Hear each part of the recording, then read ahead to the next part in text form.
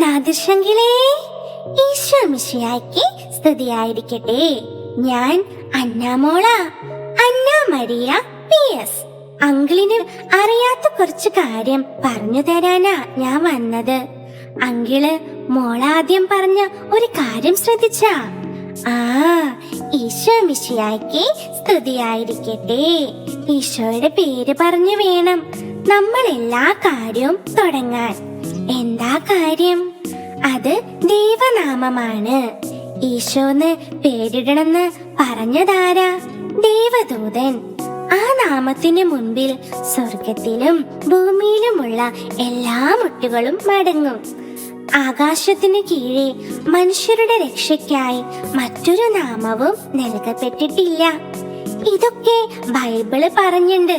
ഈശോയുടെ പേര് പറഞ്ഞിട്ട് മാത്രം എത്ര രോഗികളാ സുഖപ്പെട്ടണത്. പിന്നെ പിശാച് ആ പേര് കേട്ട സ്കൂട്ടാവും. അപ്പോ ഈശോയുടെ പേര് സിനിമയ്ക്കിട്ട് കളിയാക്കാൻ പറയണതാരാ? അന്നമോള് പറഞ്ഞു തരട്ടെ. സാത്താൻ. 10 പ്രമാണങ്ങളിലെ രണ്ടാമത്തെ കൽപ്പന ഏതാ? ദൈവത്തിന്റെ നാമം വൃഥാ പ്രയോഗിക്കരുത്. പിന്നെ കൽപ്പനകളുടെ ലംഘനം എന്താ? പാപം. അങ്കിള് അറിയാതെയാ ഈ പാപം ചെയ്തണ്ടാവാ. അറിഞ്ഞിട്ടാണെങ്കിലേ അങ്കിളിന്റെയും ഇതിന് കൂട്ടുനിന്ന ഫ്രണ്ട്സിന്റെയും കാര്യം ഡാർക്കാ.